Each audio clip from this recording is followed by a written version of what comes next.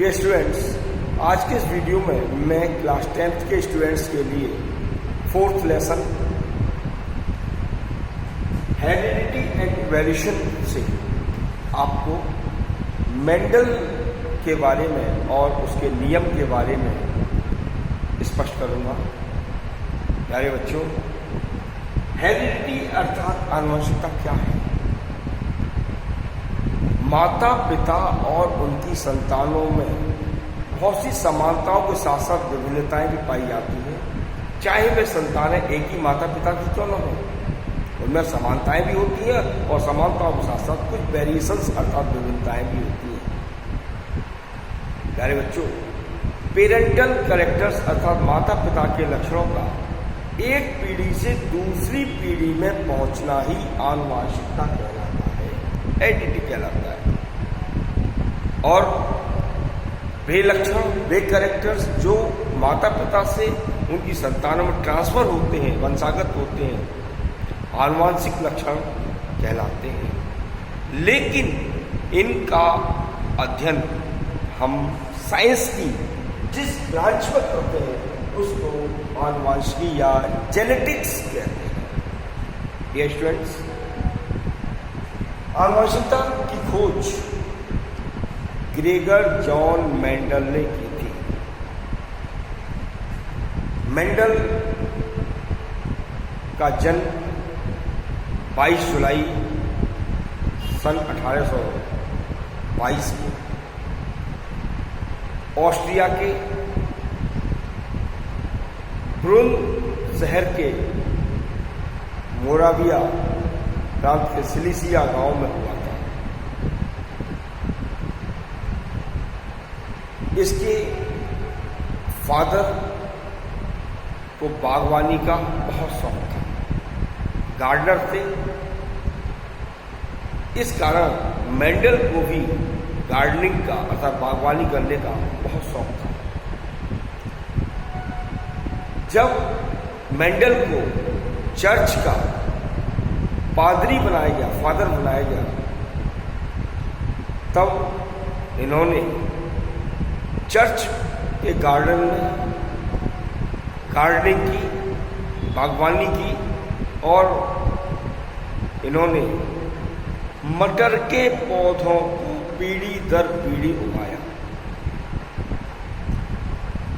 इस दौरान मेंडल ने आनुवंशिक लक्षणों का अध्ययन किया कि पेरेंटल कैरेक्टर्स अर्थात पैतृक लक्षण एक पीढ़ी से दूसरी पीढ़ी में कैसे पहुंचते हैं।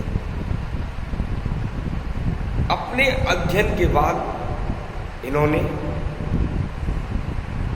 ब्रुन शहर की सोसाइटी में अपने डिसीजंस को रखा और इन डिसीजंस को उस सभा ने पादप संकरण के प्रयोग, एक्सपेरिमेंट्स ऑफ प्लांट हाइब्रिडाइजेशन नामक शीर्षक से प्रकाशित किया गया। लेकिन after the death of Mendel की मृत्यु के बाद इन पर किसी ने भी गौर नहीं किया, किसी ने भी विचार नहीं किया और ये लगभग 35 वर्षों तक अंधकार में रहे। बाद में 3 नाम और सामने आए वैज्ञानिकों के, जिनमें एक नाम डिवरीज था, दूसरा कोरेंस था और तीसरा सेरमैक था। तो डिवरीज, कोरेंस और सेरमैक ने आनुवंशिकता संबंधी अपने प्रयोग किए और अपने प्रयोगों के दौरान वही निष्कर्ष प्राप्त किए जो कि मेंडल ने 35 वर्ष पहले ही अपने प्रयोगों के दौरान दिए थे। इसलिए आनुवंशिकता की खोज का श्रेय, हेरिडिटी की खोज का श्रेय मेंडल को जाता है। मेंडल ने अपने एक्सपेरिमेंट्स के लिए मटर के पौधे को चुना। क्यों?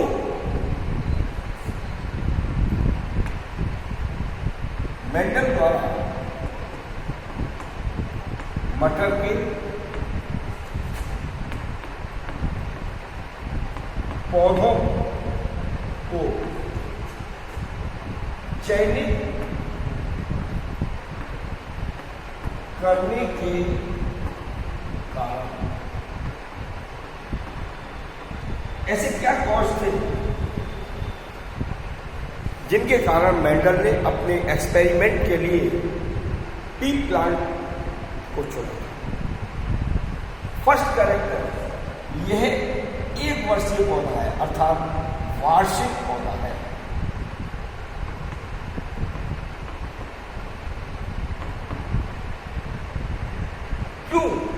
क्योंकि अपनी लाइफ साइकिल को एक शॉर्ट ड्यूरेशन, एक छोटे से समय में ही पूरा कर लेता है। दूसरा, आसानी से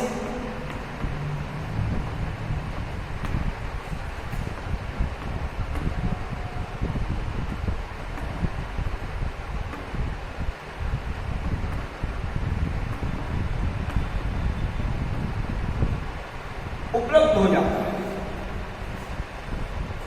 ये बिना किसी प्रॉब्लम के ये हर जगह अवेलेबल है। तीसरा कॉज, यह द्विलिंगी अर्थात बाइसेक्सुअल है।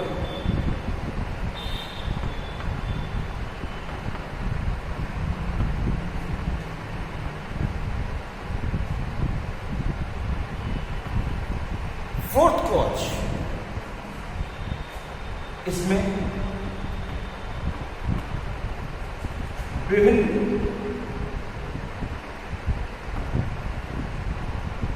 तुलनात्मक लक्षण पाए जाते हैं। तो डियर स्टूडेंट्स, मटर के पौधे में ऐसे बहुत सारे लक्षण पाए जाते हैं जिनको चयन करके एक्सपेरिमेंट किए जाते हैं और एक्सपेरिमेंट किए गए, जैसे कि फ्लावर का कलर, स्टेम की लंबाई और सीड्स का कलर, सीड्स की कंडीशन, फलियों की स्थिति आदि। इसके अतिरिक्त इसमें स्वपरागण हो जाता है अर्थात सेल्फ पॉलिनेशन होता है। स्वपरागण का मतलब है कि पुष्प के पराग कोशों से जब परागकण निकल करके उसी पौधे के पिस्टिल के स्टिग्मा पर ट्रांसफर हो जाए तो इसे स्वपरागण कहते हैं। तो मटर के पौधे में स्वपरागण संभव है, इसलिए मेंडल ने अपने प्रयोगों के लिए मटर के पौधे को चुना। अब मेंडल ने अपने प्रयोग के आधार पर जिन तथ्यों को स्पष्ट किया, उन तथ्यों के आधार पर 3 नियम प्रस्तावित किए गए। पहला नियम लॉ ऑफ डोमिनेंसी अर्थात प्रभाविता का नियम। दूसरा लॉ ऑफ सीग्रीगेशन अर्थात पृथक्करण का नियम। तीसरा लॉ ऑफ इंडिपेंडेंट असॉर्टमेंट अर्थात स्वतंत्र अपव्यवन का नियम दिया गया। अब मैं आपको प्रभाविता के नियम के बारे में स्पष्ट कर रहा हूं। प्रभाविता के नियम में बताया गया है कि जब किसी शुद्ध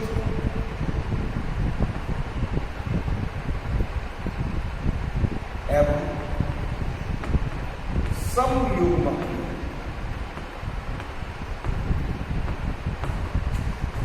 विरोधी लक्षण वाले जोड़े के मध्य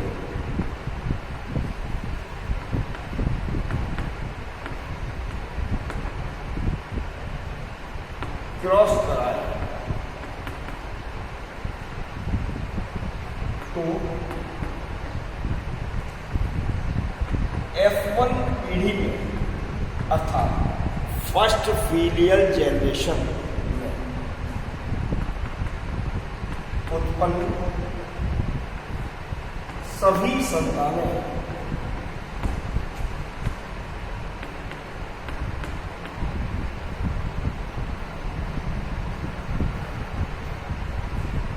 समान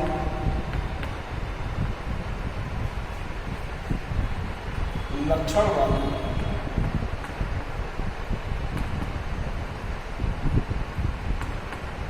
प्राप्त होती है।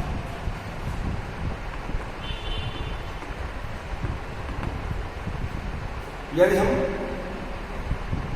किसी pure and homozygous and opponent character वाले किसी पेयर के मध्य क्रॉस कराएं तो फर्स्ट जनरेशन में उत्पन्न सभी संतानें समान लक्षण वाली प्राप्त होती हैं। इसे प्रभाविता का नियम कहते हैं।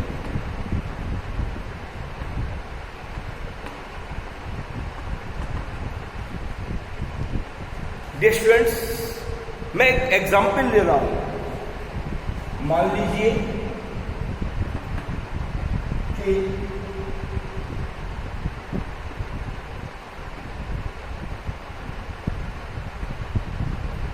दो प्री प्लांट्स लिए गए हैं, दो मटर के पौधे लिए गए हैं।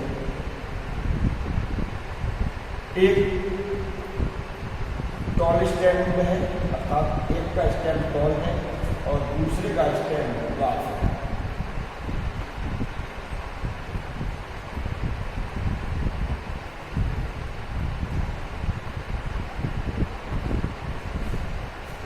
स्टेम के टॉल कैरेक्टर को कैपिटल टी से रिप्रेजेंट किया गया है और स्टेम के क्लास कैरेक्टर को स्मॉल टी से रिप्रेजेंट किया गया है।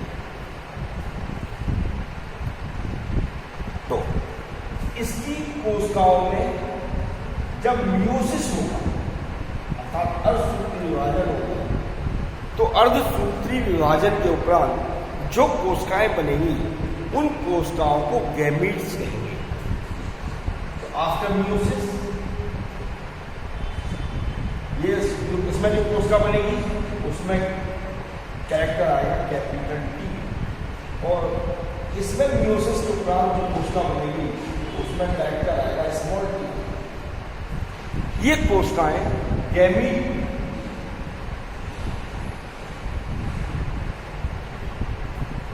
और चूंकि ये लक्षण दोनों ही एक ही प्लांट पर संभव नहीं है, इसलिए इसमें पर परागण अर्थात क्रॉस पॉलिनेशन होता है।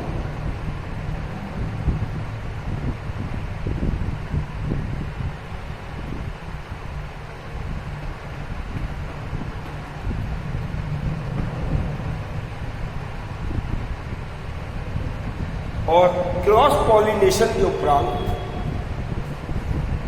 जो हमें संतान मिलेगी इसमें दोनों ही लक्षण आएंगे, एक कैपिटल टी एक स्मॉल टी।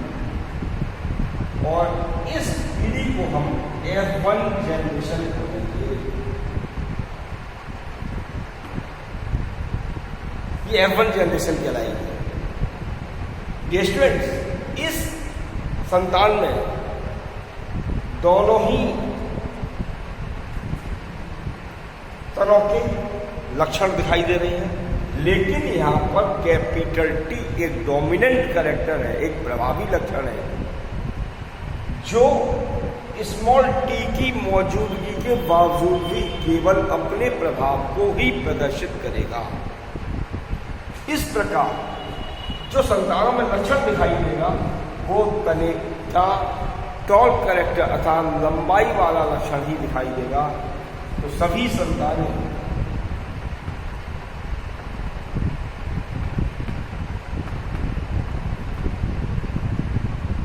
पहली बात तो दो कैरेक्टर मिल रहे हैं यहाँ पर, ये अशुद्ध है अर्थात हाइब्रिड। दोनों इस पीढ़ी में प्राप्त सभी संतानें संकर एवं लंबे तने वाली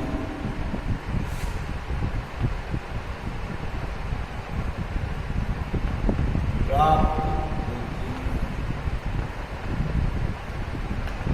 इसीलिए इस लॉ को प्रभाविता का नियम कहा गया है। Thank you. यदि आपको मेरा वीडियो अच्छा लग रहा हो तो इसको लाइक करना ना भूलें, और जिन छात्रों ने मेरा चैनल सब्सक्राइब नहीं किया है वो जरूर सब्सक्राइब कर लें, ताकि अगले जो भी वीडियो मैं सबमिट करूं वो आपको सबसे पहले प्राप्त हो।